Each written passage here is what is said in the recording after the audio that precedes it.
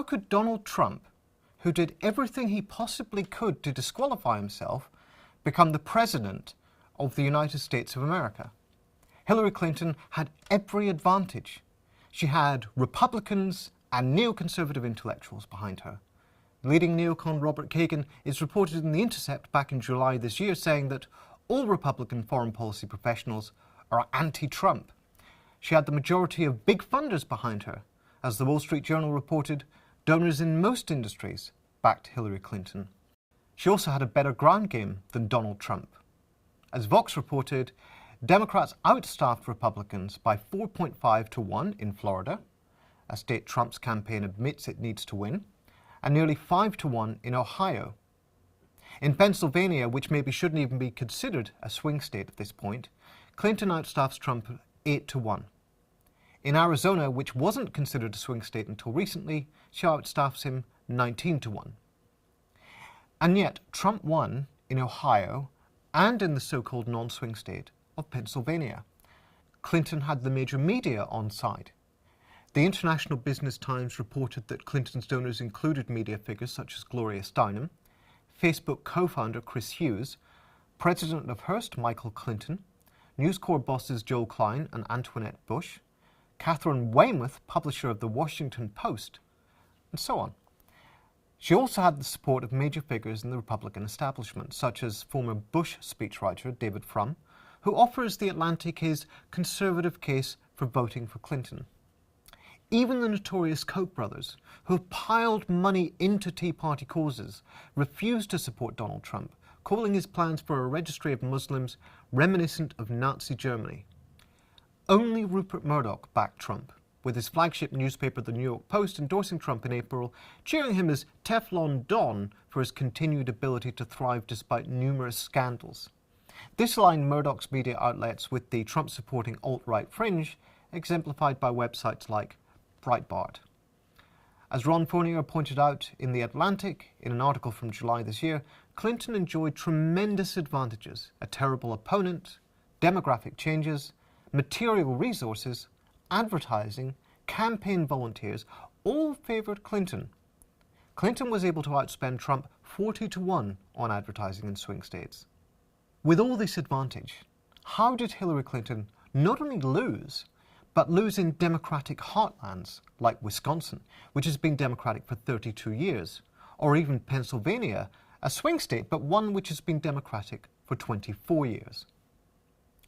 Why Hillary Clinton wondered aloud in late September, reported in Business Insider, aren't I 50 points ahead? It was a good question then, and a better one now. After a series of humiliating calamities on the part of Donald Trump, ranging from racist attacks on Mexicans and Muslims to a widely condemned attack on a Gold Star mother, culminating in the extraordinary footage of him bragging about sexual assault, Trump stubbornly refused to stay down in the polls. Indeed, after his pussy-grabbing remarks were aired, Clinton's lead progressively narrowed. For the first time in the campaign, the poll run by ABC News, Washington Post, gave Trump a slight lead. In the actual poll, while Clinton scored a very slight majority of the popular vote, she lost the Electoral College.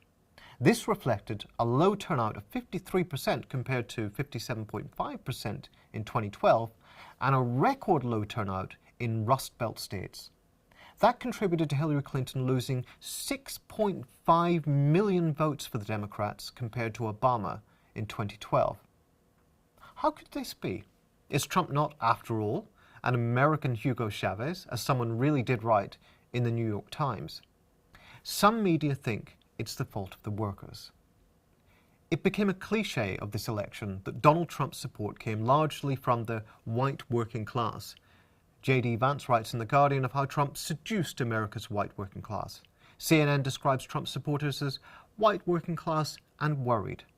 George Packer, liberal writer at The New Yorker, also credits Trump with winning over the white working class. Bastions of reaction like the National Review, panicking at Trump's success, blames it on the white working class's dysfunction, above all, the welfare dependency, the drug and alcohol addiction, the family anarchy. It argues with Bourbon distaste that the truth about these dysfunctional, downscale communities is that they deserve to die. Economically, they are negative assets. Morally, they're indefensible. The article, having caused controversy, was defended by another writer at the magazine who argued that it was fundamentally true and important to say. It isn't just the right either. Michael Moore prognosticated a Trump victory based upon his appeal to working people. And certainly Trump's vote was overwhelmingly white.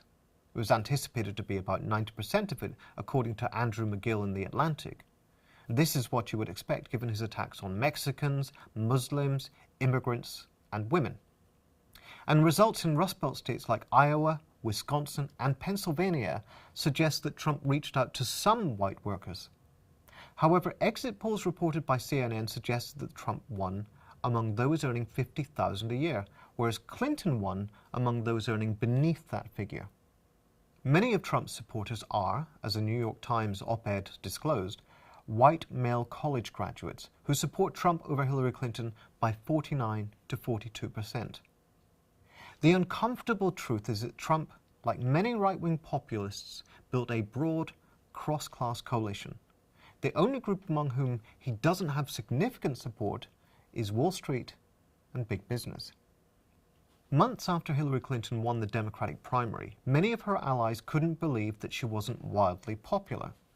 Van Baden wrote for The Guardian blaming Bernie Bros and the testosterone left for refusing her claim on American left leadership despite her popular nomination, policy, and activist record. The idea that Clinton has anything to do with activism or the left is apparently the sort of thing you have to believe in order to be acceptable to the guardians of liberal opinion. In reality, as Jeff Stein writes for Vox, most of Sanders' supporters fell in line behind Hillary Clinton so they can pressure her later. Some liberals are expressing outrage, meanwhile, at the boss of the FBI, James Comey, for publicizing his ongoing investigations into Clinton's emails. Michael Tomasky, writing for the Daily Beast, avers that even Hoover never did something like what Comey has done. The Hoover he is referring to is the Hoover who oversaw the FBI's role in McCarthyism and the harassment and murder of political opponents under the rubric of COINTELPRO. Meanwhile, a number of well-meaning male liberals have blamed the patriarchy. According to Ezra Klein, the boyish editor of Vox magazine, Hillary's real problem is that there is a gap between how she is perceived by colleagues who know her and how she is perceived by the public. As he puts it, it's a gap that Clinton acknowledges. Klein suggests that this is because she manifests the stereotypically feminine trait of listening, as opposed to the male trait of talking loudly. She's good at making alliances and getting things done, he says, not yelling at podiums. This patronizing, sexist garbage overlooks the fact that Hillary Clinton, not the least bit a wilting violet, has a consistent and coherent ideology, and that her alliances have generally been with the right over gay marriage, Iraq, flag burning, and other issues. And that perhaps this, as much as anything else, is what has been off-putting to voters. When Trump was selected as the Republican nominee, the Democratic establishment cheered to the rafters. The underlying assumption was that Trump, being such a hardcore pick, would leave a glut of moderate Republican voters whom Democrats could appeal to. Once Trump won the nomination, Democrats began aiming for the broad center. The media and pundits seemed to have bought into this idea, assuming Hillary had it in the bag. Everyone assumed that Trump would lose. The Washington Post reported that even Republicans think Trump will lose. Election night produced the astonishing spectacle of the New York Times predicting an 80% chance of winning for Hillary Clinton, only hours later to change that into a 95% chance of winning for Donald Trump. Their gobsmacked headline the next day said it all. Donald Trump is elected president in stunning repudiation of the establishment. But if this wasn't simply the work of America's working class, and if it wasn't the doing of nefarious leftists, then what brought this about? Maya Goodfellow writes in the New Statesman that Trump's victory represents a racist whitelash. And the polls are clear, white voters chose Trump, and non-white voters didn't. But racism is not enough by itself to explain it. Ramesh Ponnuru notes in Bloomberg that Trump won several states that voted twice for our first black president. One answer was suggested months before the election in the Asia Times. downward social mobility. The New York Times study of the geography of Trumpism agreed, finding regionalized experiences of decline at its base. The confidence of the American establishment that it could see off a vulgarian outsider like Trump, even with one of the country's most unpopular politicians as its candidate, turned out to be hubris. What Clinton, the Democratic Party establishment, and most of the media didn't get is that there is no broad center anymore. There is a crisis of representation wherein millions of people do not believe the political class represents them. The pro-business center has collapsed.